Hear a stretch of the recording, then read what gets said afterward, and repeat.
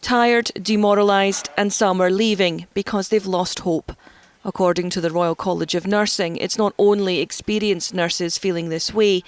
Some of those who are newly registered also say the pressure is too great and the reward is too little. Before the pandemic, Dawn Marr from Aberdeen was only 3 months into her new role with mental health and addiction services. We are thrown in, we're in for a couple of weeks and we're handed the keys and we're left with a ward sometimes, and that's burning people out. So the retention rate is terrible because people don't have the skills and the confidence to be taking on that responsibility at that point in their career. This is the RCN's first in-person congress since the pandemic. Outside the main hall is a memorial tree, allowing members to reflect on the last 27 months. But nurses say the issues facing the NHS are deep-rooted, and many existed before COVID.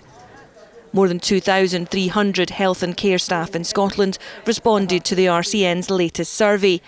Almost 9 in 10 said staffing levels on their last shift had not been high enough to safely meet all the needs of their patients. I hear of nurses that get home at the end of the shift, they're crying because they're exhausted, or they're staying on late because they have to catch up, whether it be to catch up on paperwork that needs done or still trying to help their colleagues who are coming on in the night shift, because all we want is to ensure the best for our patients, and sometimes that is really difficult. The Scottish Government say it's doubled the number of nursing students in the last decade, recruited more than 1,000 additional staff and almost 200 nurses from overseas to help address these unprecedented challenges.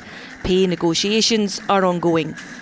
And that has to be a reasonable settlement, taking into consideration everything that's happened with the cost of living, as well as inflation over a number of years. Healthcare workers and nurses have fallen behind. This is an opportunity for Scottish Government to make an absolute contribution and to show people they're valued.